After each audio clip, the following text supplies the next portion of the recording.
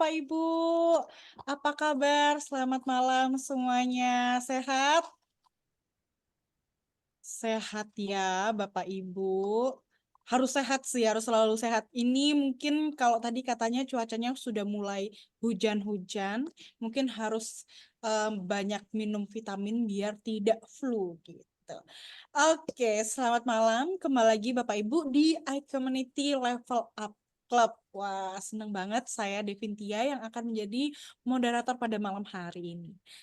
Malam ini temanya seru. Kita akan ngobrol soal bisnis properti. Tapi ada yang beda nih, karena bisnis properti ini sebetulnya judulnya sangat spesifik, yaitu tentang 7 hal mengapa anak muda perlu belajar bisnis properti. Oh, ini tuh sebenarnya Bapak Ibu kalau boleh ini spill-spill, banyak yang mengeluh kalau bisnis properti itu sulit sekali. Karena kalau nggak punya networking yang tepat udah sulit banget jual satu properti aja, aduh rasanya sulit banget kayak gitu. Nah, malam hari ini permasalahan itu akan dijawab langsung oleh ahlinya, oleh Bapak Dr. Pinpin Bahtiar, seorang founder Genpreneur Institute. Tuh. Pak Pimpin, apa kabar? Selamat malam. Malam Devin, Bapak Ibu sekalian, salam sehat. Salam sehat. Oke, kita malam hari ini mau ngobrol soal 7 hal mengapa anak muda perlu belajar bisnis properti. Kenapa harus anak muda ini, Pak? Iya, iya, kita dari Genpreneur hendak mengembangkan fokus untuk pengembangan anak muda, Devin. Jadi kita kan dapat bonus demografi ya, 60 jutaan tuh Gen Z atau anak muda, menarik untuk mengembangkan mereka secara serius dan strategis, Devin. Oh, terus kenapa harus bisnis properti, Pak? Padahal seperti yang saya bilang tadi, sebenarnya banyak yang bilang susah. Memang kalau dilihat untungnya itu bisa langsung kelihatan. Tapi banyak yang bilang itu susah. Kenapa Bapak mengambil topik ini? Tapi jangan dijawab dulu. Jangan dijawab dulu, Pak. Saya sudah disentil, saya ini harus menjelaskan dulu tentang tata cara iCommunity Level Up Club pada malam hari ini. Karena banyak dari Bapak Ibu baru, saya ini baru banyak melihat nama-nama baru sebetulnya. Jadi saya harus Iya, jelaskan ulang tentang iCommunity. Boleh ya Pak ya? monggo, Izinkan monggo, saya untuk wajib, wajib. share screen dulu. Oke. Selamat datang Bapak Ibu di iCommunity, tempat platform komunitas tempat para pebisnis dan profesional untuk berkumpul dan berkolaborasi. Community ini dibangun oleh Pak Juanda Rovelim. Beliau adalah founder dari Kafling Solusi Digital, SEM OPT Karya Anak Milenial Indonesia, punya banyak sekali certified trainer, khususnya di bidang digital marketing. Jadi beliau banyak sekali mengisi seminar-seminar, webinar, atau pelatihan tentang digital marketing kayak gitu. Nah, lalu apa sih iCommunity itu? Jadi, iCommunity itu sebuah platform komunitas tempat para pebisnis dan profesional untuk berkumpul, berbagi networking, berkolaborasi, kayak gitu. Nah, visinya adalah sebagai platform komunitas pebisnis dan profesional terbesar di dunia dengan misinya merangkul komunitas pebisnis dan profesional yang ada, menghubungkan sesama pebisnis dan profesional untuk mencapai tujuan bersama, dan yang ketiga menumbuh kembangkan nilai-nilai positif yang dapat berkontribusi dalam pertumbuhan bisnis pribadi dan juga masyarakat. Dengan tagline-nya adalah Share Network, Grow Network. Nah, lalu tujuannya iCommunity itu apa sih? Yaitu mempersatukan anggota iCommunity dalam persahabatan, kerjasama dan saling pengertian, kemudian ada mengembangkan semangat kolaborasi antar anggota, menanamkan nilai positif dalam dunia bisnis dan profesional, membangun bagi komunitas pebisnis dan profesional untuk belajar, bertumbuh dan berkembang melalui banyak learning resources, business matching dan juga referral. Nah, kita punya kode etik nih Bapak Ibu. Jadi sebagai platform komunitas kami nggak pengen sebagai komunitas sudah kumpul terus habis itu udah nggak ada apa-apa lagi kayak gitu. No no no. Kita pengen jadi platform komunitas yang firm. Jadi kita punya kode etik yaitu kami adalah para pebisnis dan profesional yang bekerja keras, bekerja pintar dan bekerja sama Kami mengedepankan nama baik dalam melakukan usaha dan mengutamakan kolaborasi antar sesama anggota tanpa menjadikan anggota lain sebagai target jualan ataupun berkompetisi secara yang tidak sehat. Kami sadar bahwa dengan berbagi relasi maka akan memperbesar rezeki bersama. Karena itu kami siap untuk berbagi relasi atas dasar saling mendukung. Keempat, kami berperilaku positif dalam berkomunitas, melakukan segala aktivitas berlandaskan niat baik. Nah, jika kami melanggar kode etik ini, kami bersedia untuk ditegur, diperingatkan, dan bahkan diberikan sanksi. Itu sekilas tentang e-community. Terima kasih waktunya Pak Pimpin. Lanjut, bolehkah saya di-spill sedikit aja untuk spoiler, kenapa sih Pak tentang bisnis properti? Kenapa nih? Ya, prospeknya besar ya, dan juga menjadi peluang buat anak muda bertumbuh secara profesional. Kata kuncinya itu, Devin, profesional. Kata kuncinya adalah profesional. Oke, saya sudah nggak sabar. Saya selaku anak muda juga pengen belajar tentang bisnis properti. Boleh silakan Bapak kalau ingin share screen. Oke.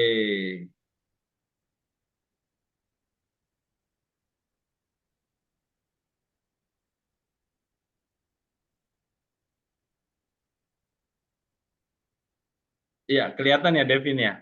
Kelihatan jelas. Siap. Oke. Sudah bisa dimulai? Silakan Bapak. Oke, oke. Ya, Devin, terima kasih. Bapak Ibu, selamat malam. Salam sehat, salam semangat bagi kita semua. Ya, tema malam ini cukup spesifik ya Bapak Ibu ya. Jadi 7 prinsip bisnis properti bagi anak muda nih. Saya nggak tahu yang datang malam ini apakah anak muda semua, atau punya anak-anak muda, atau punya keponakan anak muda, atau punya kenalan anak muda lah ya. Jadi malam ini mohon izin saya declare dari awal, saya akan berbicara tentang keanak mudaan dalam bisnis properti. Tapi tentu juga walaupun itu mungkin nggak terlalu relevan sama kita, saya pikir kontennya ini dalam konteks kepropertian pasti ada hal yang baik lah dan positif yang bisa kita petik malam ini. Tapi kurang lebih itu ya Bapak Ibu ya overview-nya. Nanti monggo tema ini silakan menukik ke urusan anak muda, boleh juga menukik ke urusan properti, dan ya senyamannya Bapak Ibu maupun anak muda yang hadir pada malam ini. Baik, saya mulai Bapak Ibu sekalian. Jadi tentang 7 prinsip bisnis properti anak muda. Bapak Ibu perkenalkan, nama saya Pinpin Baktiar. Saya berkecimpung di properti sudah cukup lama Bapak Ibu. Saya alumni dari S2 program Magister Real Estate di Untar. Sekarang saya juga merupakan dosen bisnis properti di Universitas Muhammadiyah. Dan juga Bapak Ibu, saya mantan developer selama 8 tahun Bapak Ibu. Cuman 2015 kayaknya saya terpanggil di bidang edukasi, sehingga akhirnya saya memutuskan fokus kepada wilayah edukasi Bapak Ibu. Akhirnya sekarang saya berkecimpung di wilayah pendidikan. Saya mengajar di berbagai tempat dan berbagai forum. Nah, itu kira-kira perkenalan dari saya Bapak Ibu. Nah, ini tema yang malam ini memang spesifik sekali Bapak Ibu tentang anak muda dan bisnis properti ya. Pertama bicara pemuda Bapak Ibu. Nah, ya kan itu yang jadi pertanyaan tuh. Teman-teman pemuda mau jadi biasa atau mau menjadi luar biasa ya. Ikhtiar kita adalah positif, mereka melihat mereka tentu punya semangat untuk menjadi pribadi yang luar biasa Bapak Ibu. Tetapi di depan mata kita Gen Z itu ada 60 juta tuh ya. Bonus demografi tuh ya, bonus demografi jika mereka berdaya ya, dan berdaya dengan keunggulan dan keunikan yang spesifik. Tapi kalau mereka nggak berdaya, nggak punya keunggulan, nggak punya kespesifikan, akhirnya menjadi kompetisi itu Bapak Ibu. Ya kita bisa bayangkan Bapak Ibu, 65 juta itu iya bukan kompetisi saja sih, tapi udah masuk ke dalam kondisi hyper competition Bapak Ibu. Nah, ini kita coba memotret kondisi yang ada secara apa adanya. Nah, makanya tentukan ini yang menjadi ikhtiar kita di bidang edukasi bisnis properti ini, bahwa ini loh peluang buat teman-teman pemuda untuk menjadi luar biasa. Nah, ini perlu saya declare di awal Bapak Ibu, bahwa bidang properti ini menjadi ajakan yang luar biasa ya buat teman-teman pemuda untuk melakukan lompatan hidup. Nah, itu itu premis yang coba saya dorong malam ini Bapak Ibu. Ya nanti Bapak Ibu bisa eksplor lagi kenapa kalau butuh silakan bertanya, saya akan eksplor lebih dalam. Tapi yang kedua juga bicara peluang ya. Jadi tadi tuh bicara dunia anak muda seperti itu. Nah, sekarang bicara peluang Bapak Ibu. Jadi memang ini udah menjadi potret di berbagai belahan dunia ya. Jadi sekarang berbagai riset memotret bahwa anak muda itu 50, 60, 70, bahkan 80% kalau ditanya nanti kalau sudah lulus sekolah mau jadi apa ya, mereka menjawab rata-rata menjadi entrepreneur Bapak Ibu, termasuk di Indonesia. Ya, Indonesia itu jawaban sekitar 60%-an kalau orang kuliah ditanya kamu mau jadi apa? Mereka menjawab pengen menjadi entrepreneur. Nah, tetapi memang berbicara entrepreneurship itu atau entrepreneur itu sekali lagi saya harus mendeklar Bapak Ibu ya itu kita tidak boleh terjebak hanya sekedar buka usaha doang ya, buka usaha aja. Secara terbuka saya sampaikan Bapak Ibu, di Indonesia ini kalau berdasarkan data Kementerian Koperasi dan UMKM, pelaku usaha mikro kecil menengah itu ada 65 juta Bapak Ibu ya, 65 juta. Tapi yang dideklar oleh pemerintah itu hanya 3,4%. Kita bulatin 4% deh. Jadi hanya 4% dari 65 juta yang dipotret sebagai entrepreneur. Berarti sekitar 2 jutaan saja tuh dari 65 jutaan. Artinya tidak otomatis loh orang buka usaha itu sudah menjadi entrepreneur. Makanya ini yang menjadi kepedulian kita di Genpreneur Institute mencetak insan-insan entrepreneur gitu. Nah, sebenarnya apa sih yang menjadi penting dalam ke-entrepreneurshipan ini? Itu yang kita sebut dengan entrepreneurial, Bapak Ibu. Entrepreneurial itu adalah semangat keberpeluangan. Nah, pada tataran pengertian semangat keberpeluangan ini, entrepreneurship menjadi relevan bagi para pihak, bagi pelaku usaha yang pengen memulai usahanya atau teman-teman startup itu disebut sebagai entrepreneur.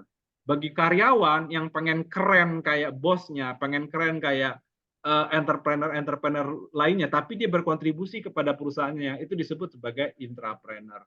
Nah, bagi perusahaan yang biasanya melek terhadap keberpeluangan, tapi kali ini dia pengen mengembangkan keberpeluangan, itu disebut dengan corporate entrepreneurship. Dan banyak planner-planner lainnya Bapak Ibu. Jadi ingin membuka usaha satu hal, menjadi entrepreneur hal lainnya. Anak muda pengen buka usaha satu hal, tapi menjadi anak muda buka usaha yang menjadi entrepreneur itu hal lainnya. Nah, ini pada titik ini kita akan coba kaitkan nanti dengan properti Bapak Ibu. Ya, properti itu duitnya cuannya gurih banget, tapi pertanyaannya sang pelaku ini menjadi pelaku yang entrepreneur atau pedagang saja. Sang pelaku ini menjadi pelaku yang profesional atau tradisional saja. Nah, itu yang menjadi ajakan kita melalui Genpreneur Institute ini. Nah, bicara profit Bapak Ibu ya. Jadi kue ekonomi di bidang properti itu gede sekali Bapak Ibu, besar sekali ya.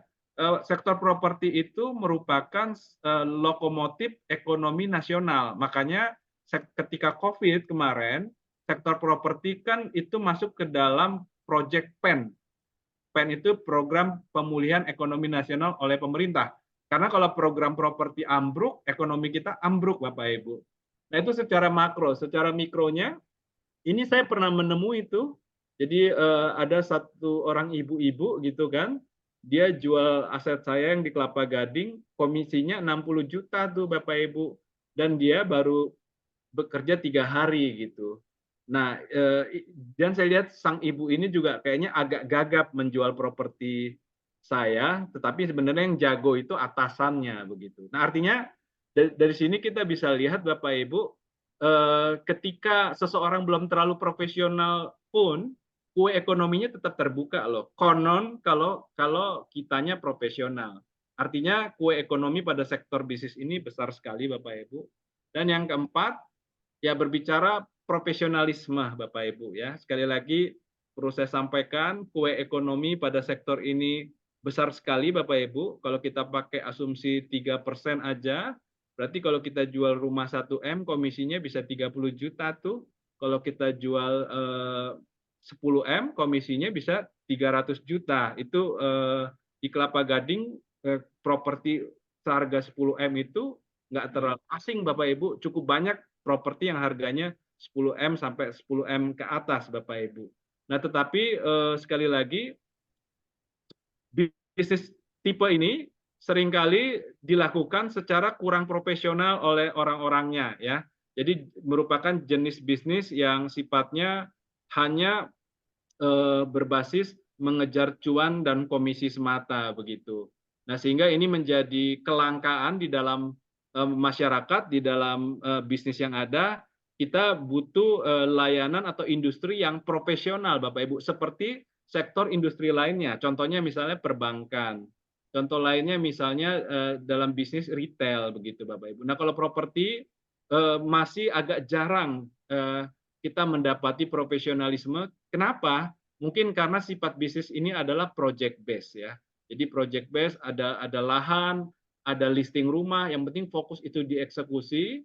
Sementara ini menjadi orientasi yang menarik Bapak Ibu untuk menjadikan profesi ini profesi yang profesional Bapak Ibu. Nah, ini artinya kalau Bapak Ibu punya semangat nanti anak-anaknya pengen bertumbuh secara profesional di bidang ini, nah ini peluangnya Bapak Ibu, karena memang teman-teman pelaku profesional itu sudah banyak, tapi masih tetap dibutuhkan lebih banyak lagi. Yang kelima, penghalangnya Bapak Ibu ya. Jadi sektor properti ini sektor yang profitable, yang sangat prospektif, tetapi memang seringkali yang menjadi penghalangan buat anak-anak kita untuk masuk ke sektor ini karena nggak punya orientasinya ya, nggak punya pengetahuannya, dan juga nggak paham mengembangkan profesionalitasnya seperti apa Bapak Ibu ya. Sejauh ini cukup banyak anak muda yang melakukan mentoring bisnis properti ke saya, dan saya mendapati betapa gairah mereka untuk belajar bisnis properti ini luar biasa, sangat semangat mereka Bapak Ibu.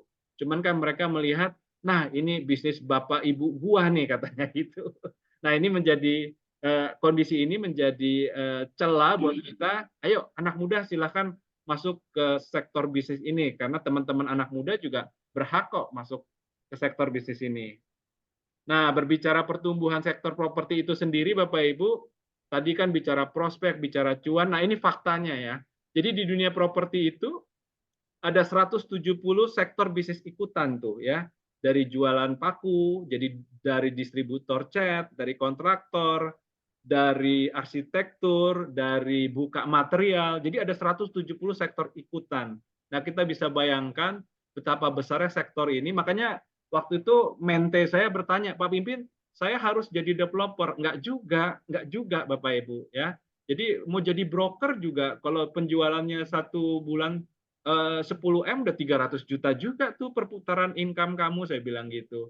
Belum lagi kalau misalnya mereka masuk ke sektor jadi distributor paku, distributor cat gitu. Nah, jadi sebenarnya bicara peluang profesi dan bisnisnya ini sangat lebar sekali Bapak Ibu ya. Peserta pelakunya di sini ada 30 juta pelaku, dan juga dari segi permintaan gitu, dari segi kebutuhan pasar ada 12 juta orang ya yang diklaim oleh pemerintah selalu membutuhkan rumah setiap tahunnya. Artinya ini sektor yang besar sekali ya, sektor yang besar sekali. Tinggal yang paling penting Bapak Ibu, kita mau masuknya dari mana? Yang paling penting itu dia, kita mau masuknya dari mana. Nah, makanya dengan program yang kita dari Genpreneur Institute hendak kembangkan, kita pengen mengajak untuk anak muda belajar bisnis properti secara lengkap, secara praktis Bapak Ibu ya. Ada 10 modul nanti yang akan dipelajari di sana, mulai dari keilmuan yang paling praktis dan applicable, sampai nanti ada 5 atau 6 peluang bisnis properti yang bisa jadi opsi buat mereka untuk mengembangkan bisnis dan profesinya. Nah, kurang lebih itu dulu Bapak Ibu sekalian, Devi, yang saya bisa prologkan. Tentu saja sekali lagi sesi malam ini akan jadi menarik kalau kita melakukan dialog Bapak Ibu, karena ini sebuah tema yang sangat luas sekali, dan saya dengan senang hati membuka diri untuk berdialog dengan Bapak Ibu. Terima kasih, Devi. Terima kasih, Pak Waduh, saya juga suka sih. Karena kalau misalnya ngobrolin soal bisnis properti atau ngobrolin soal bisnis ya emang enakan sambil ngobrol ya Pak ya. Base cost, base dari eh case study-nya tiap person gitu. Ya, ya betul sekali. Apalagi ini Pak Nurwendi, perkenalkan saya fokus sedang sebagai independent agent. Mungkin Pak Nurwendi juga punya pertanyaan, bisa langsung tanya ke Pak Pimpin biar langsung Ya, pas silakan. gitu. Ini pertanyaan mungkin sambil menunggu bisa raise hand atau ini saya bacakan pertanyaan lewat kolom chat dulu ya Pak ya. Pak Arjo bertanya, seperti apa caranya menjual rumah murah di tempat strategis? Karena dari segi demand itulah yang banyak dicari, namun dari segi supply pengusaha real estate akan rugi. Solusinya gimana?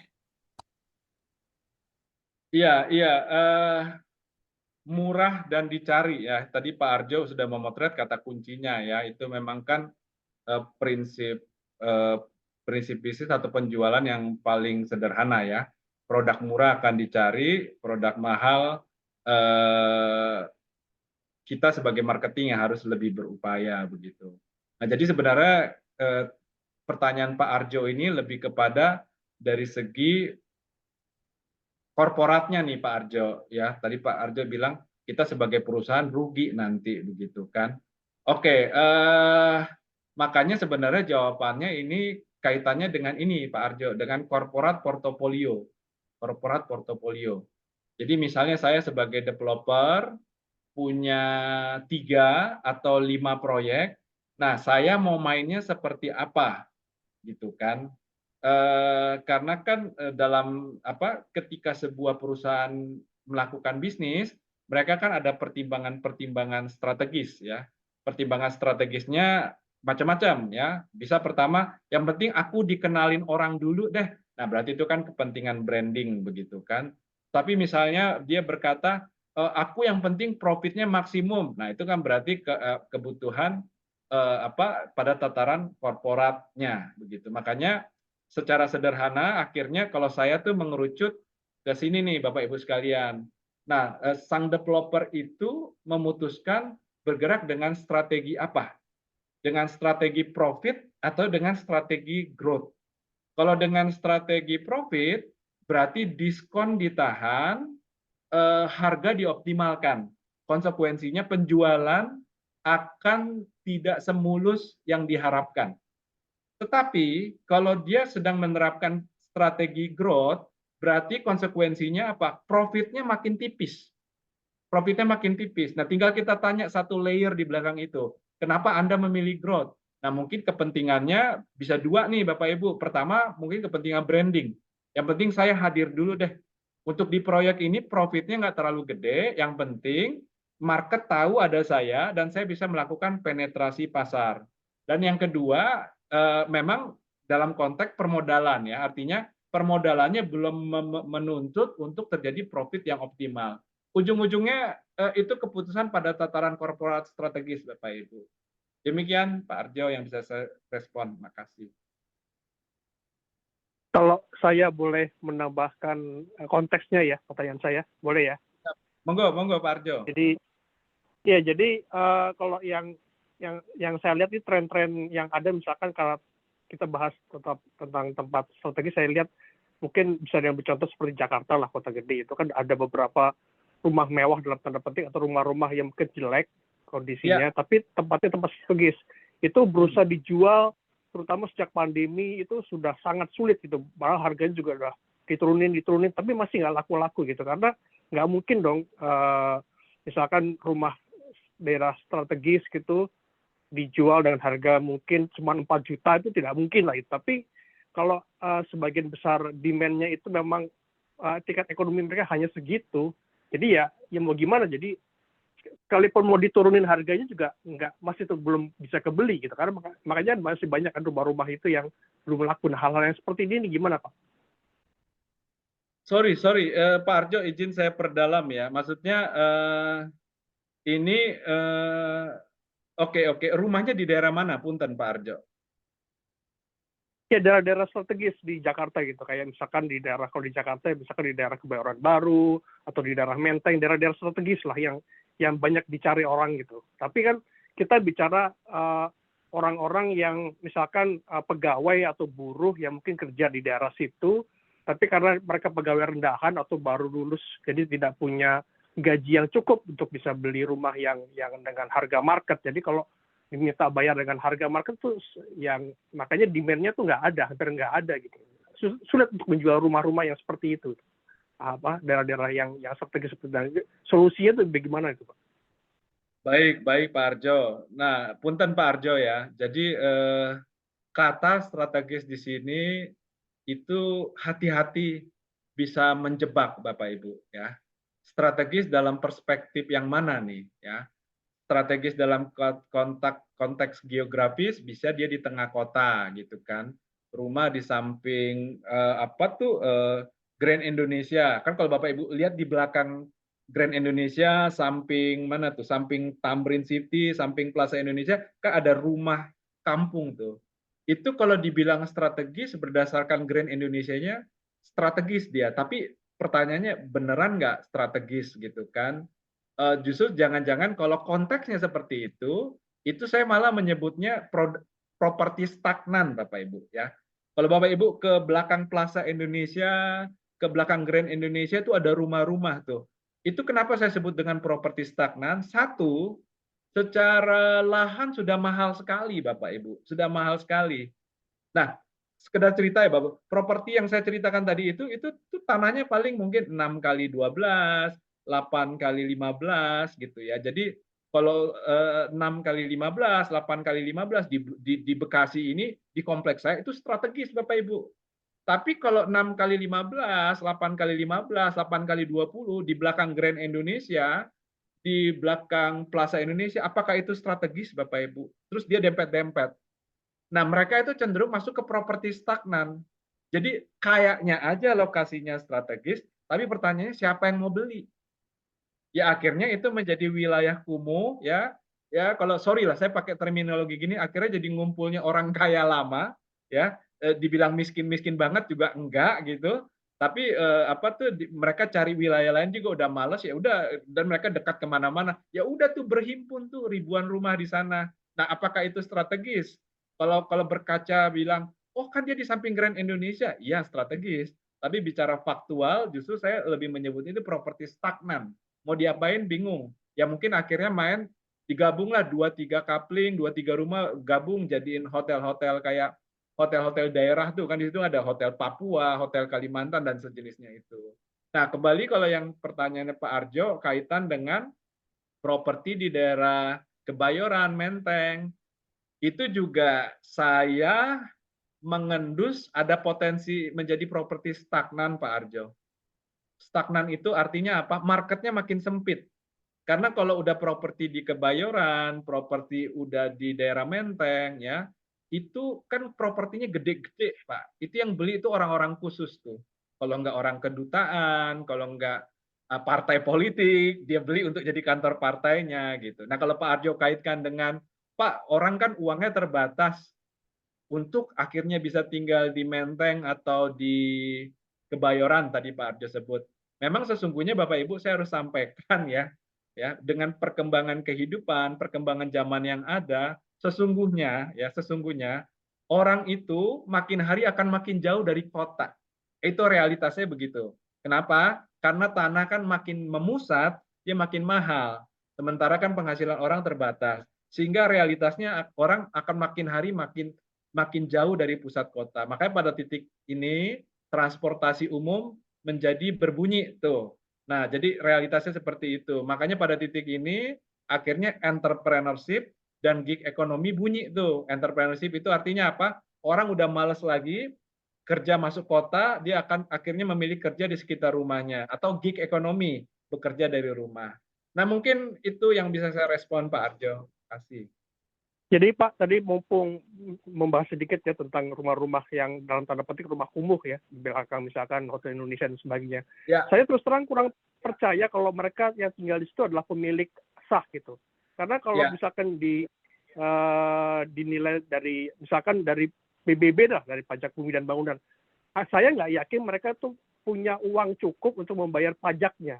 Bahkan rumah-rumah yang resmi ya, yang ada sertifikatnya secara resmi gitu, itu juga biasanya tinggal di daerah seperti tadi Kebayoran dan Menteng yang saya contohkan tadi, itu juga biasanya orang-orang yang sudah pensiunan gitu, yang memang pendapatannya juga ya hampir nggak ada, cuma makan uang pensiun aja. Nah, itu juga menjadi tantangan sendiri, Pak, karena mungkin mereka udah ngutang pajak atau mungkin malah bukan pemilik penghuni sah gitu, nggak punya surat yang sah dan segala hal yang seperti ini. Gimana Pak menjawab tantangannya? Karena katanya mereka pengen menjual gitu. Setuju Pak Arjo. Ya makanya izinkan malam ini saya, Pak Arjo dan teman-teman, saya mengeluarkan terminologi baru yang saya sebut dengan properti stagnan gitu loh. Jadi kayaknya aja keren, tapi sebenarnya ruwet.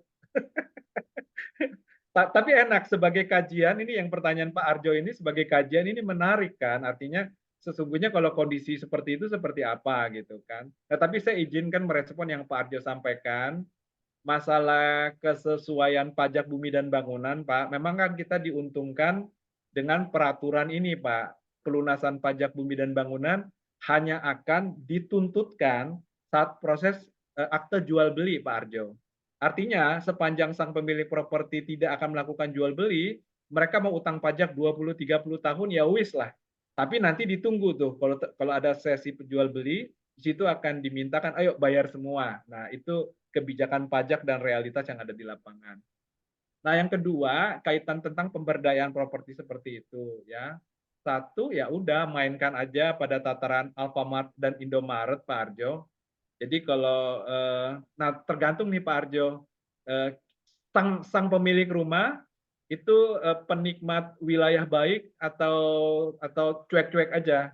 Kalau sang pemilik rumah itu penikmat lingkungan baik, ya saran saya propertinya diberdayakan, dia cari pindah aja lah ke Bekasi, ya cari lahan-lahan 8 kali 15 kali 8 kali 20, hidupnya lebih nyaman gitu. Ketimbang mereka berhimpun di sana secara kumuh.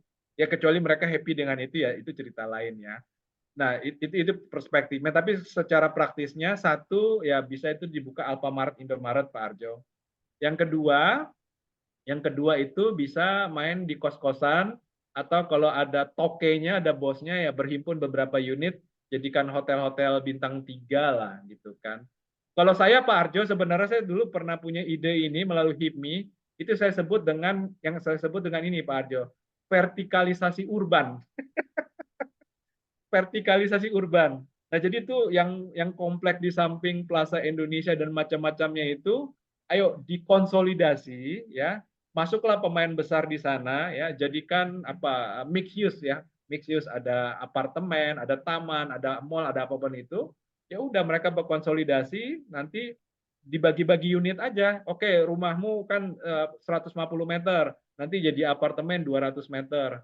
Tetapi daerah itu tersulap tuh Pak Arjo ya menjadi sekedar daerah yang sempilan di tengah kota menjadi daerah yang terintegrasi dengan Grand Indonesia, Plaza Indonesia dan sejenisnya.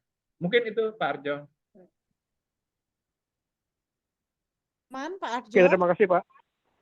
Nih. Ya, Baik, terima kasih Pak Pak. Arjo. Terima kasih Bu. Sama-sama. Oke. Harusnya sangat menjawab ya tadi. Oke, lanjut.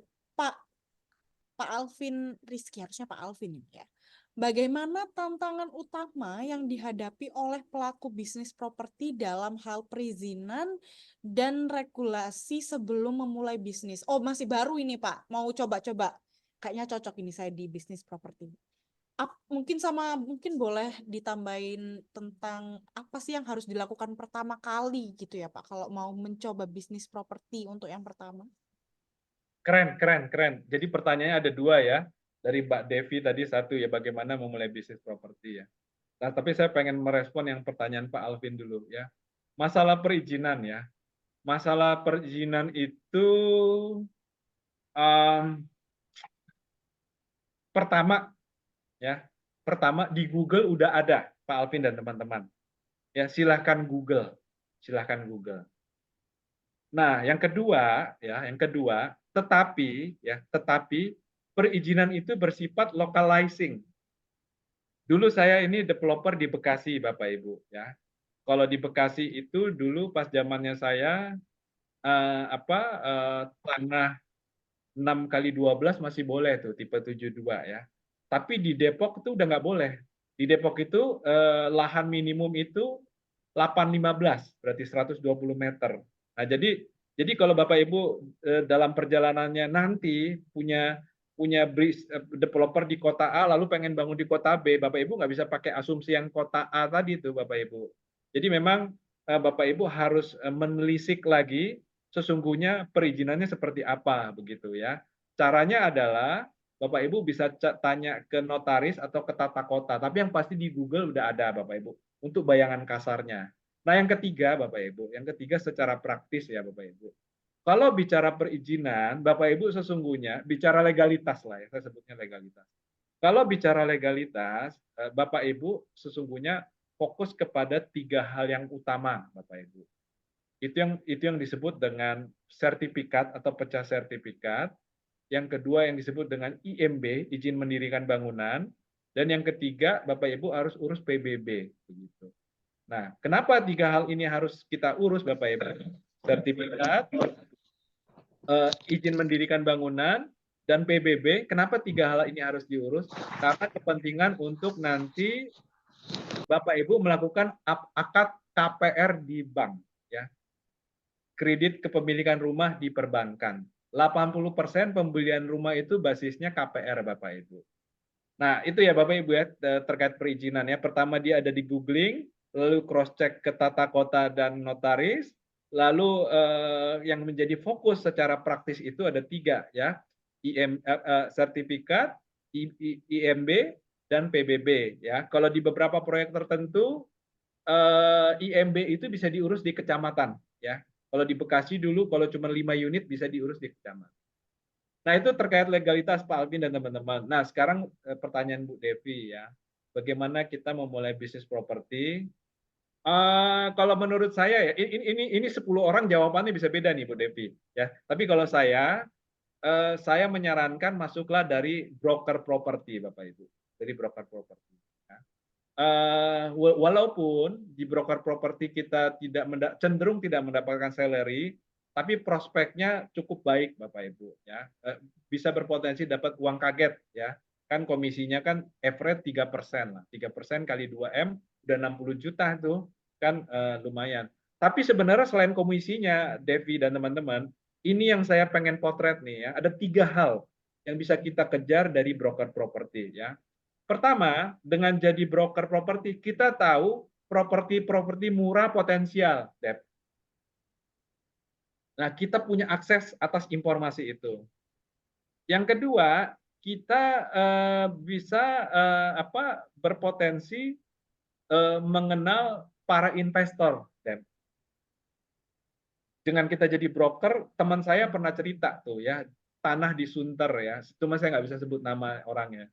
Tanah di Sunter memang ini tanah murah nih, Bapak Ibu, tanah murah. Jadi dia beli 40M, dia tahan setahun, ya. Nama teman saya ini namanya misalnya Pak ABC ya. Si Pak ABC ini nawarin ke investornya, bos tanah murah nih, karena relasinya udah lama dia percaya. Oke, dia beli 40M, dia tahan setahun, tahun depan dia jual 70M. Lumayan tuh, si bosnya dapat untung 30M, nah dianya dapat komisi 3% dari 4M berapa tuh? Berarti 1,2M ya? Atau 1,2M, dan dia dapat komisi lagi dari 70M. Nah, jadi sebenarnya broker itu bukan soal komisi aja ya, tetapi berbicara tentang potensi-potensi yang strategi seperti itu. Nanti juga Dep di kelas Gen Biz Property yang buat anak muda ini, kita Ketua Umum Arebi juga akan ikutan ngajar tuh, Pak Lukas Bong. Dia juga ikutan berkenan ngajar pada program ini. Demikian, Dep. Tadi katanya ada 3, Pak. Masih kurang 1 poin. Tadi yang Oh, kalau jadi iya. bisa ada akses informasi. Yang kedua berpotensi kenal sama investor. Yang ketiga apa nih, Pak? Ini saya nggak mau ketinggalan ini. Yang pertama akses informasi properti murah, yang kedua network sama investor, Yang ketiga saya agak lupa nih, Deb, tapi ini udah sering saya ajarkan, cuma saya agak lupa. Tapi yang ketiga inilah ya, teman-teman broker itu program pemberdayaannya banyak, Deb. Jadi di situ kita akan belajar tentang profesionalisme, tentang memahami properti, tentang cara jualan dan sebagainya. Oh iya, itu sangat penting sih Pak ya, benar-benar untuk menghadapi klien juga kayak gitu, itu sangat penting. Oke, Bapak Ibu ada pertanyaan lagi? Bisa raise hand atau tulis di kolom komentar juga nggak apa-apa tentang bisnis properti. Oke, sambil menunggu. Monggo, monggo. Tapi banyak nggak sih Pak sebenarnya anak-anak muda yang udah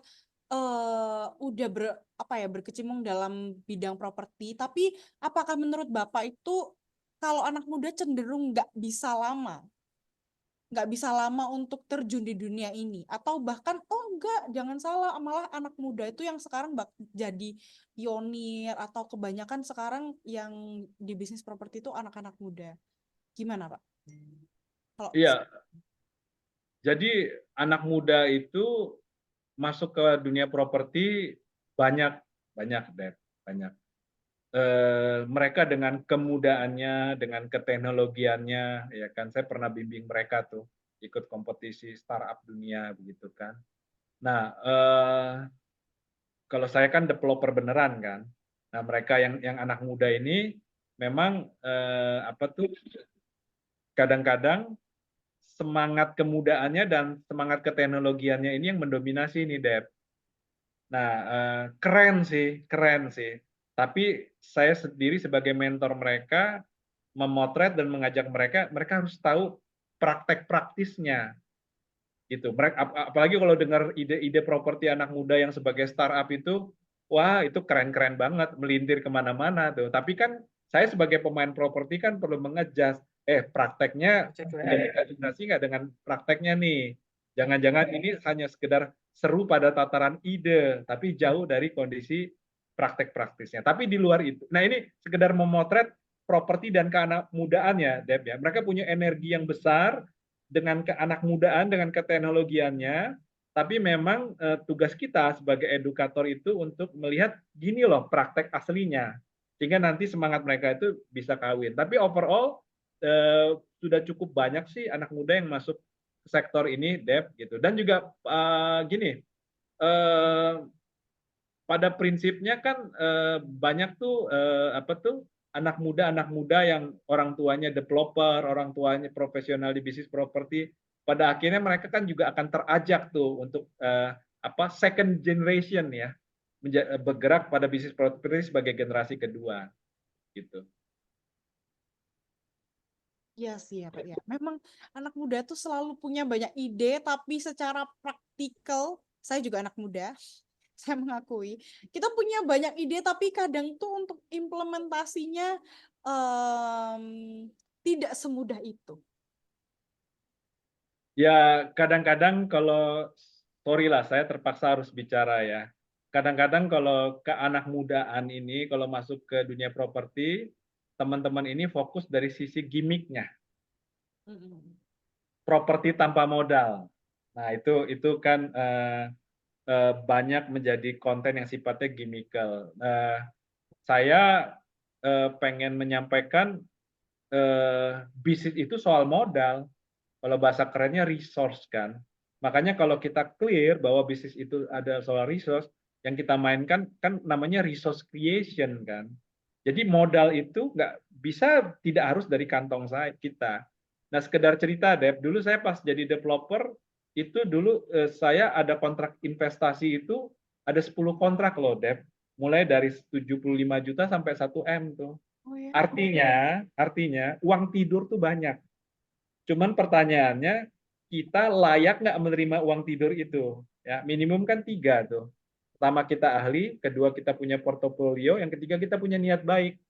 Nah banyak di lapangan sana yang digimikan ini, sekedar properti tanpa modal, tapi sebenarnya bisa jadi orangnya tidak amanah, Deb. Ya, ya, betul. Oke. Wah, saya jadi ingin mengulik lebih banyak ini. Tapi saya jatuhnya kayak curang ya Pak ya. Harusnya kan saya join ininya untuk lebih dekat lagi saya join em, apa Pak sebutannya? Workshopnya Pak Pinpin. Ya, bootcamp. Nah, itu Bootcamp, bootcamp. ya kalau Keren. berkenan ini ada Mas Riyandi nih. Ya, beliau mungkin bisa mempresentasikan tuh sebelum nanti kita lanjut tanya jawab ya. Jadi awal Maret kita ada bootcamp bisnis properti buat anak muda deh. Iya, iya. Ini maaf saya belum bisa buka cam karena masih di jalan. Izin ya teman-teman iCommunity semuanya. Monggo, Jadi monggo.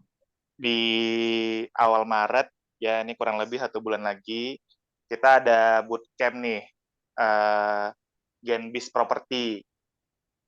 Jadi ini programnya cukup intens, edukasi properti buat anak-anak muda, di mana programnya ini kita adakan dalam 1 minggu ini 2 pertemuan. Ya, hari Senin dan hari Kamis itu diadakan selama kurang lebih 5 minggu, dari awal Maret sampai awal April.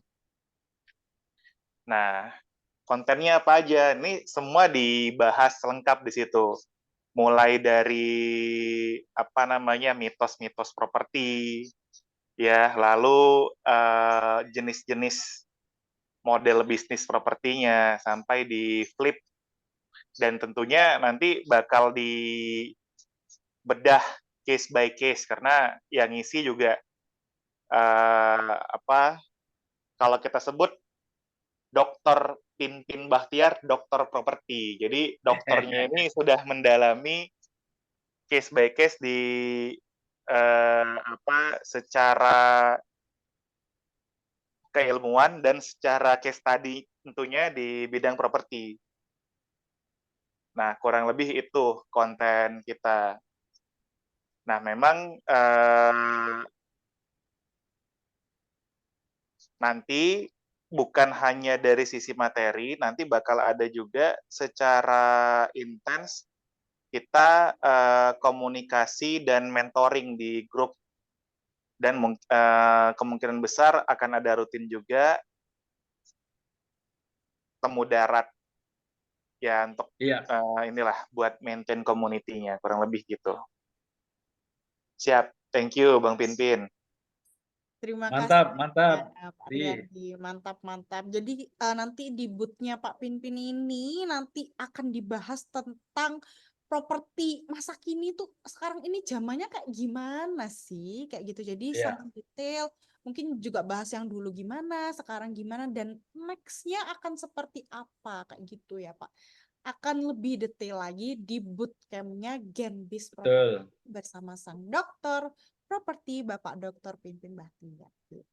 Oke, kita lanjut tanya jawab ya Pak. Yuk, monggo.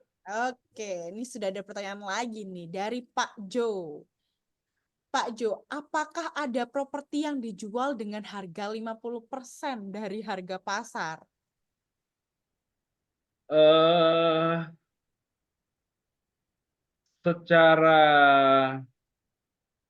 Secara teoritis ya, bisa aja karena kan salah kasih harga gitu kan.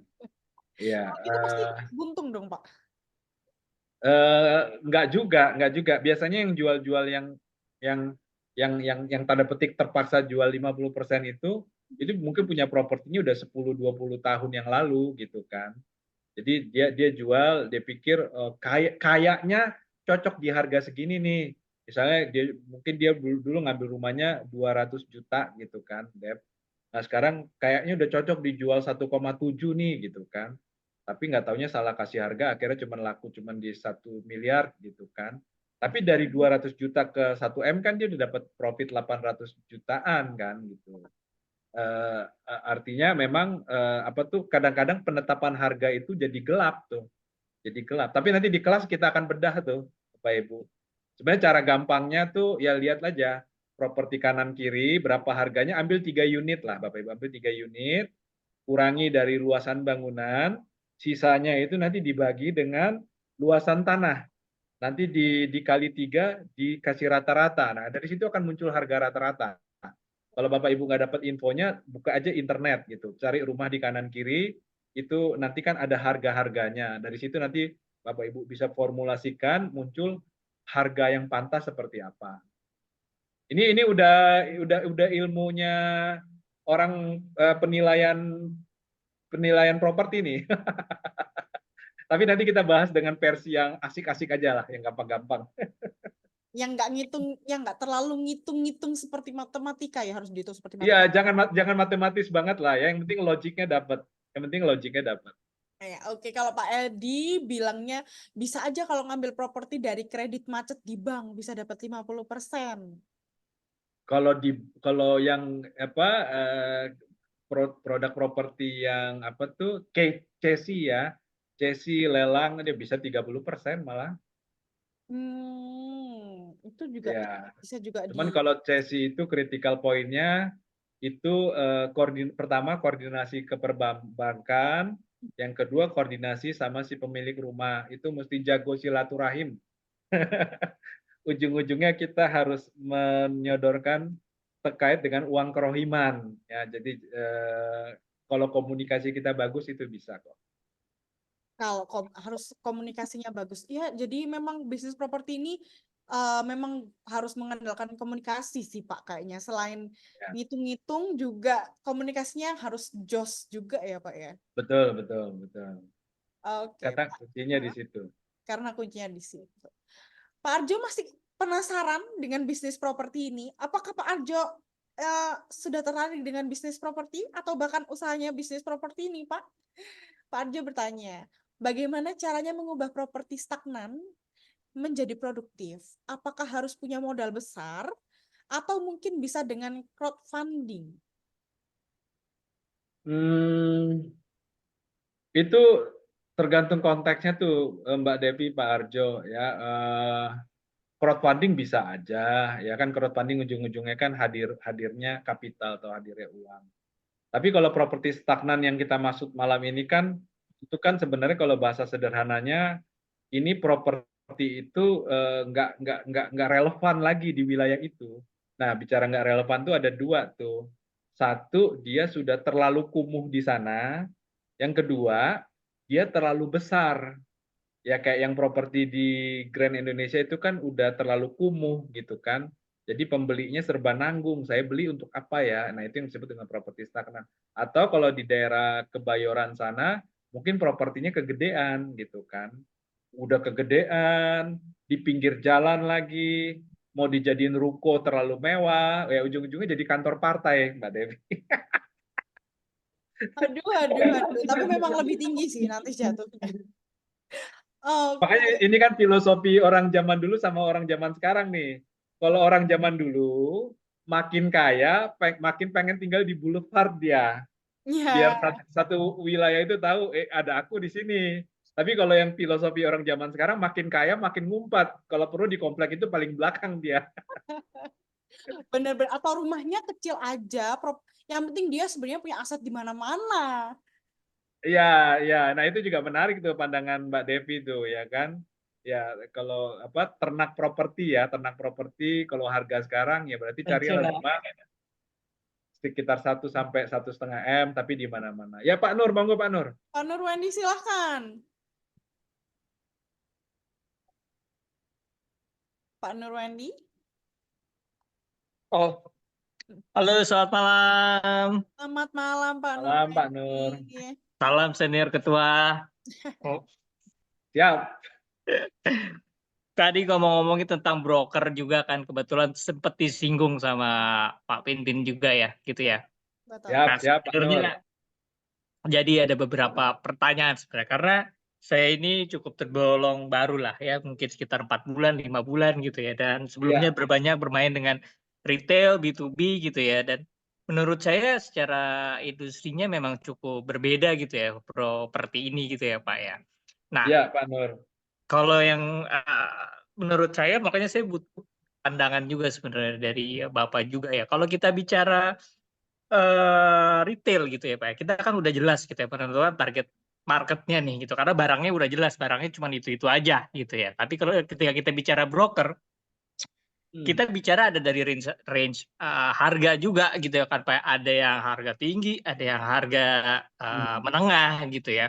Dan kadang saya masih sulit untuk membedakan antara saya mau fokusnya ke mana nih. Karena dua-duanya kan potensi Pak. Dua-duanya potensi cuan juga sebenarnya gitu kan. Jadi kita nggak bisa memisahkan antara yang oke, yang kita mau jual untuk saat ini yang range-nya di atas 10M atau yang range-nya antara 2 sampai 3M gitu ya. Nah, tapi nggak tahu di luar itu apakah menurut Pak Pinpin sendiri ada cara sendiri atau apa yang paling baik untuk proses seperti itu gitu ya untuk menanggapi target market yang seperti itu. Walaupun kalau untuk area memang nggak sporadis juga gitu ya. Kalau area memang udah ya main Tangsel sama Jaksel aja udah cukup sebenarnya, kita nggak main ke barat dan lain-lain gitu ya. Kalau kita bicara dari si area gitu Pak. Nah, jadi yang pertama sih itu secara market yang mau kita fokus ini apakah sementara ini kita raup dulu aja gitu ya, karena semuanya sama-sama potensi gitu.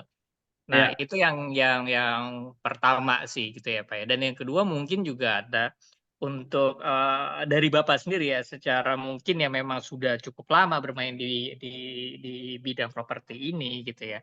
Untuk yang terakhir ini apakah ada prosentase terbesar untuk penjualan yang cukup mudah? Let's say misalkan, oh ternyata trennya yang sekarang ini memang lebih banyak mudah ini jual untuk yang range-nya antara sekian sampai sekian aja. Jadi kita fokusnya ke range-range seperti ini aja gitu. Atau seperti apa untuk di akhir-akhir ini nih Pak ya, untuk tren jual properti saat ini gitu. Mungkin itu dulu sih Pak kalau dari saya. Thank you. Keren Pak Nur, keren.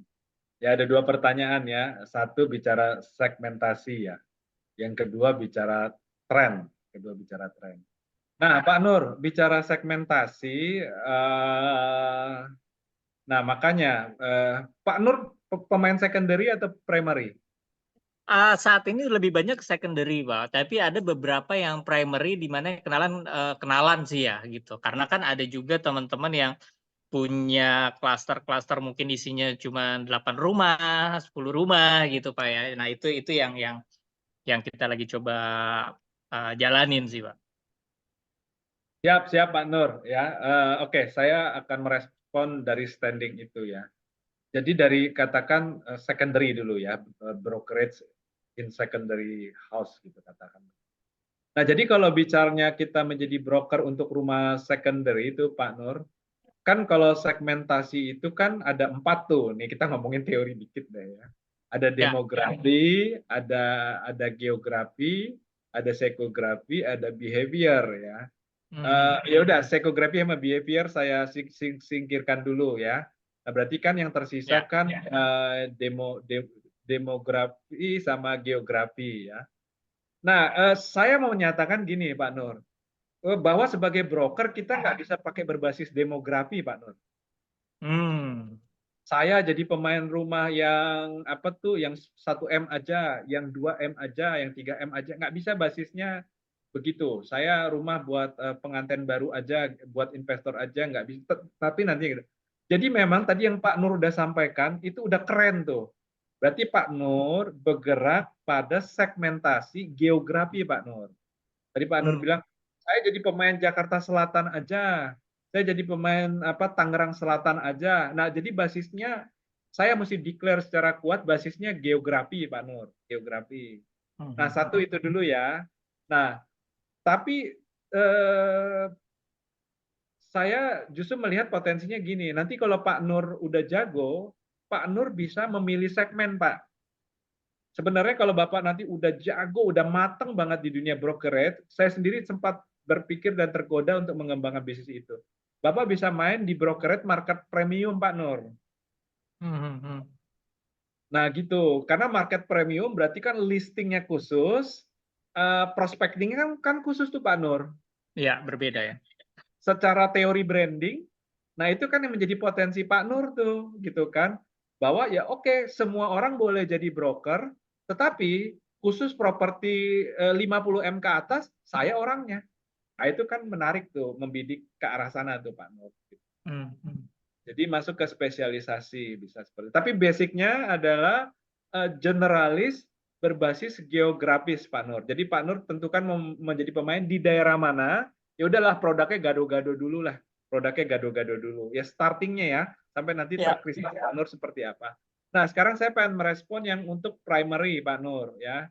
Tadi Pak Nur ada bilang tuh 8 unit, 5 unit. Dulu juga saya pemain begituan Pak Nur. Nah, ini peluang nih Pak Nur untuk Pak Nur untuk menjadi apa tuh agensi perumahan primary Pak Nur. Nah, kata kuncinya nomor 1 adalah digital marketing Pak Nur. Ayo kuasain digital marketing. Dan yang kedua, kembangkan ini Pak Nur, namanya service quality Pak Nur. Ya, kadang-kadang teman-teman agent itu, nah maksud saya ini, saya ngomong menjadi agensi primary ini dalam bayangan saya gini, pelan-pelan nanti Pak Nur, apa tuh kembangkan tim 3 orang, 5 orang, 10 orang, pada bahkan akhirnya bisa 30 orang gitu kan. Ada Ya. kenalan timnya sampai 30 orang tuh Pak Nur untuk agensi primary. Nah itu peluang bisnis tuh Pak Nur. Nah kata kuncinya 3 tuh Pak Nur, 3. 1, kita mahir di digital marketing. Kedua, kita mahir di service, Pak Nur. Nah, kadang-kadang teman-teman agent ini gagap di service tuh. Padahal orang beli kan berbasis, saya suka nggak sama kamu? Saya nggak suka, saya beli ke tempat lain. Nah, itu kan Betul. jawaban service. Dan yang ketiga, Pak Nur, mahir di KPR, Pak Nur. Mahir di KPR. Dengan Pak Nur menjalankan bisnis ini, ayo berteman dengan 5 bank, 10 bank, 20 bank. Karena karakteristik dari KPR itu, kalau kita ditolak di bank A, kita bisa aja diterima di bank F, bisa aja diterima di bank G. Nah, Oke. permainannya gitu, Pak Nur. Ya. Oke, Pak. Jadi memang agak-agak berbeda dengan industri yang baru ini gitu. Jadi ya itu yang saya coba lakuin sekarang memang jadinya masih nyampur ya. Dari range memang startingnya dari yang 1,5 sampai yang 30-40 masih jadi satu tuh semuanya di satu platform gitu kan. Nah itu yang saat ini memang masih kuatin di Instagram lah ya Pak ya. Dan untuk ads digital pun memang lebih banyak bermain di Meta, Facebook ya untuk iklan-iklan dan lain-lain gitu ya. Dan paling kalau untuk service itu yang lagi saya terus kembangin. Saya juga ada beberapa teman juga di mana kita sebenarnya pengennya menjadi konsultan lah dan bukan menjadi agent biasa gitu ya. Di mana setiap ada inquiry masuk itu kita tanya juga dengan kebutuhannya mereka secara spek dari budget dari mana, lalu kita bikin semacam proposal gitu ya Pak ya, di mana yang masuk ke dalam kriterianya mereka gitu. Jadi mereka tinggal baca, udah kita siapin dengan beberapa listing yang memang masuk sesuai dengan spesifikasi mereka sebenarnya. Ya itu yang memang secara servis kita lagi coba terus kembangin sebenarnya. Ya, kata kuncinya marketing 5.0 Pak Nur. Ya. Jadi perpaduan dari keteknologian dan kemanusiaan. Kalau 4.0 kan teknologi aja. Nah, kadang-kadang orang berpikir kalau masuk teknologi pasti superior, padahal di teknologi mesti ada aspek humanisasinya kan, Pak. Betul. Sesimpel misalnya kita ngejawab WA, oke, 2 huruf aja. Itu kan terkesan dingin banget, Pak. Tapi kalau saya bilang, oke Pak Nur, siap. Nah, itu cita rasanya beda kan, Pak. Nah, itu Betul. hal kecil yang kadang-kadang orang gagap di teknologi, Pak Nur. Baik. Baik, terima kasih Pak Wiwin. Yuk Pak Nur, salam kenal ya. Nanti teman-teman bisa berkorespondensi, saya kasih nomor WA saya ya. Ini Mas Riyandi juga kasih. Monggo Mbak Devi. Iya silakan Pak Hendro, tadi saya lihat Bapak, saya mau menyapa Bapak tadi, udah sempat nyalain terus dimatiin lagi. Gimana Pak Hendro, silakan mau tanya langsung ke Pak Pinpin, silakan pertanyaannya. Bu, Saya kok lupa nomor WA saya ya. Ibu mau nanya, itu training dilaksanakan di mana dan biayanya berapa? Terus buat orang yang sudah senior apakah boleh ikut? Iya. Sebenarnya target kita ini adalah anak muda sih Bapak Ibu, karena saya dan Mas Riyandi melalui Genpreneur Institute ini memang pengen bersemangat sekali memberdayakan ke anak mudaan dan ke entrepreneurship-an. Nah, melalui Genbis Property ini menjadi menukik ke sektor properti ini, tapi payung besarnya adalah ke entrepreneurship-an anak muda. Nah, terkait pertanyaan Pak Hendro, sejauh ini memang kita belum ada program untuk yang non anak muda, Pak Endro. Tapi ya monggo lah, silakan berkontak dengan kami. Nanti kami akan pertimbangkan, Pak, untuk bikin program buat orang dewasa. Demikian, Pak Endro. Tentang biayanya gimana? Biayanya itu berapa di biayanya di?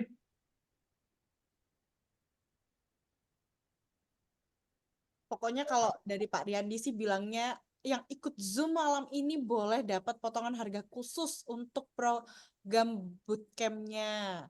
Boleh segera kontak di 0815 855 80421.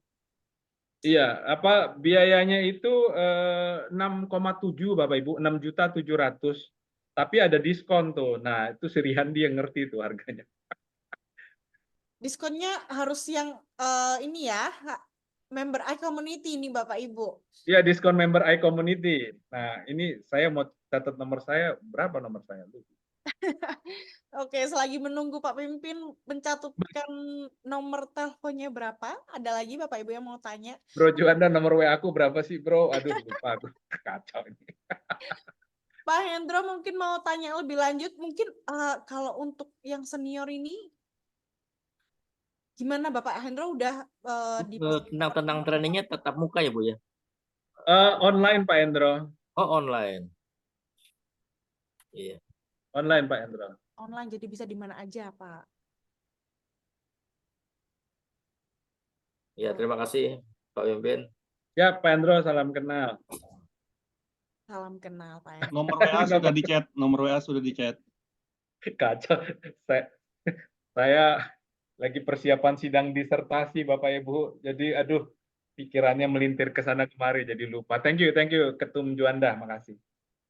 Oke, yang mau kontak Pak Pinpin bisa di 0812-973-87770.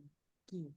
Ya, monggo dengan kontak di situ. Nanti mohon izin Pak Juanda, kita akan berhimpun di WA Group khusus ngomongin properti ya. Nanti Pak Juanda juga saya invite, Mbak Devi.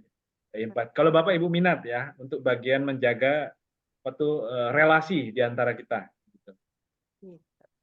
Oke, ada pertanyaan lagi Bapak Ibu, karena nggak kerasa ini sudah jam 8.41 loh Pak ini. Memang kalau ngobrol jadi langsung tiba-tiba waktunya berputar. Langsung Ya. habis. Mungkin satu pertanyaan lagi Bapak Ibu. Ya, kalau nggak ada satu pertanyaan, saya kasih satu tips lah, Bapak Ibu. Boleh. Sektor properti itu keren banget, ya, keren banget. Secara behavior ya, itu menjadi diversifikasi bisnis semua orang. Ya, jadi kalau Bapak Ibu lihat pebisnis, konglomerat, nggak ada yang bisnisnya tidak ada bisnis propertinya.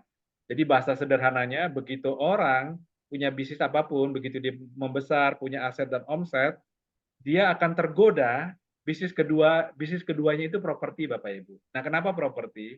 Karena ada hedging, Bapak Ibu. Hedging itu namanya ketahanan aset ya. Jadi kalau Bapak Ibu beli aset sekalipun salah nih ya, samping kanannya kuburan, samping kiri tempat sampah, belakangnya preman nongkrong, itu lahan tetap naik Bapak Ibu setiap tahunnya. Kenapa? Ada dua, karena dipaksa oleh legalitas pemerintah melalui PBB dan pertumbuhan harga pasar. Segitu powerfulnya properti ketimbang bisnis lain ya. Kalau bisnis lain, begitu bisnisnya gagal, langsung inventory dan segala macamnya kan nilai bukunya langsung mengecil bahkan nol begitu kan. Nah, jadi kenapa orang pengen masuk ke dunia properti seperti itu. Nah, makanya tips dari saya, properti itu bisa dimasuki dengan pendekatan yang kecil dulu. Tadi Mbak Devi udah nanya, ya wis bisa dari brokeran dulu. Atau Bapak Ibu bisa beli rumah jelek, direnov, atau Bapak Ibu bisa beli tanah kosong, dibangun Bapak Ibu. Ya, itu kan prosesnya sama aja tuh.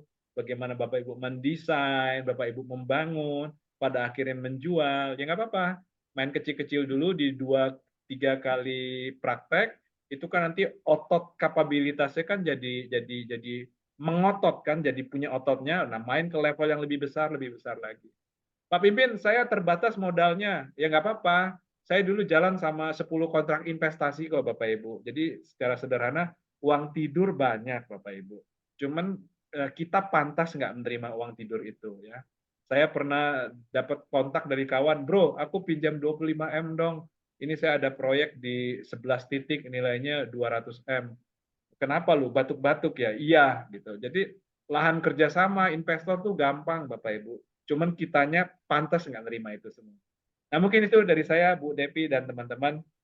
Semoga sharingnya bermanfaat bagi kita semua. Terima kasih.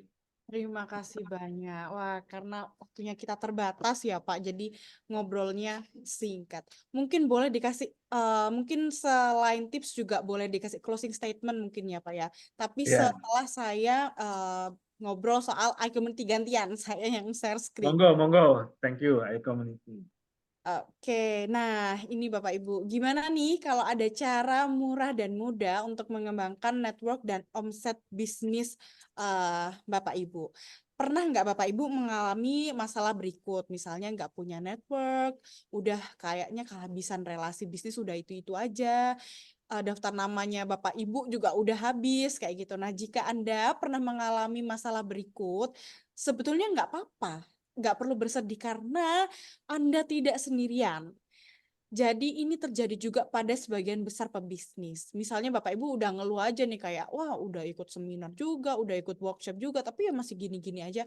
Nah mungkin Bapak Ibu perlu coba cara yang satu ini, yaitu kami memperkenalkan iCommunity, sebuah komunitas dan platform digital tempat para pebisnis berinteraksi dan berkolaborasi bagi kemajuan bisnis bersama.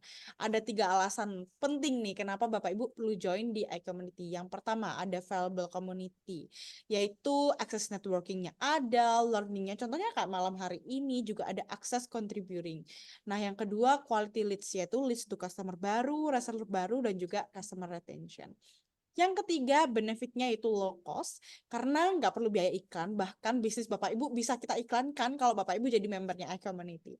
Nah, word of mouth dan juga banyak konten freemium, free ya Bapak Ibu, untuk upgrade skill bersama. Nah, ini ada beberapa program iCommunity. Sebenarnya ada lagi nih program iCommunity, ada iCommunity live talks. Jadi live di Instagram, setiap hari Rabu, 2 minggu sekali kita akan ngobrol juga tentang bisnis, tapi dia lebih spesifik gitu kepada bisnisnya apa. Nah, how to grow your business with iCommunity. Jadi biasanya ketemu dulu nih di iCommunity Level Up Cup, terus di Business Summit, yang akhirnya kita lebih dekat lagi di iCommunity Business Matching, yang nanti kalau ada yang cocok nih Bapak Ibu dengan salah satunya, salah duanya, bisa di iCommunity one-on-one meeting yang akhirnya refer a business. Nah, ini contoh iCommunity Business Matching secara online, bisa dicek di websitenya iCommunity.id ya. Nah, kalau Bapak Ibu mikirnya ini pasti online aja nih, online aja terus. Enggak, tenang aja, ada offline-nya Bapak Ibu. Kita bisa hadir di kota-kota manapun Bapak Ibu berada. Nah, bisa ada di Surabaya, bisa ada di Jakarta, Tangerang, Bandung, Jogja, Medan, Bali, macam-macam. Semua jadwalnya ada di Instagramnya iCommunity. Jadi Bapak Ibu yang nggak mau ketinggalan nih, udah follow belum Instagramnya iCommunity official? Jadi harus di follow biar tahu kita kegiatannya ada apa aja. Nah, kalau Bapak Ibu tadi, aduh Pak Pimpi tadi ngomongin apa ya tadi? Kayaknya saya masuknya tengah-tengah nih. Depan-depan tadi ngomong apa? Tenang, jangan khawatir. Bisa ada di YouTube-nya iCommunity, bisa dicek besok. Gitu. Oke, itu sekilas tentang iCommunity. Kembali lagi ke Pak Pinpin. Boleh dong Pak dikasih closing statement-nya untuk malam hari ini. Masih mute? Oke, Devi dan Bapak Ibu sekalian, terima kasih ya untuk kebersamaannya malam ini. Salam kenal, salam silaturahim Bapak Ibu. Sekali lagi, bisnis sektor properti itu sektor yang sangat strategis ya. Pemerintah memperlakukannya sebagai sektor strategis melalui PEN ya, Program Pemulihan Ekonomi Nasional. Itu pada tataran perspektif pemerintah ya. Pada tataran praktikal itu ada 170 sektor ikutan, bisnis ikutan, ada 30 juta pelakunya dan ada 12 juta backlognya. Artinya bicara pada tataran konteks ini relevan untuk kita masuki Bapak Ibu. Tetapi sekali lagi bagaimana kita menemukan celah masuknya. Nah, itu malam ini sudah saya sampaikan, Bapak Ibu. Bapak Ibu bisa mulai dari broker, Bapak Ibu bisa mulai dari main properti kecil-kecil, biar otot kapabilitas bisnisnya hadir dan keren Bapak Ibu. Tetapi kalau Bapak Ibu pengen masuk lagi ke dalam sesuatu yang lebih formal, bagi anak muda kita ada program Genbis Property ya. Bagi yang orang tua yaitu nanti masih kami pertimbangkan. Tapi kalau Bapak Ibu berminat untuk berteman dengan kita, itu ada nomor WA yang bisa dikontak, Bapak Ibu bisa kontakkan sama kita. Demikian Devi, Cip Juanda dan Bapak Ibu sekalian, salam sehat bagi kita semua. Terima kasih Bapak Ibu. Terima kasih banyak. Boleh dong Pak kita foto dulu sebelum kita mengakhiri session kita pada malam hari ini. Mungkin boleh dinyalain videonya Bapak Ibu. Kita bisa foto bareng. Oke, terima kasih Pak Panji Saputro, selamat malam. Pak Rocky, selamat malam. Bu Elena. Banyak senior-senior ini. Pak Edi, akhirnya kelihatan. Pak Edi Muljawan, selamat malam. Pak Hadi. Pak Rocky, Pak Edi, malam, Bro Panji, Bu Elena. Oke, kita boleh foto bersama ya Pak, lihat Ya. kamera. Oke, 3, 2, 1.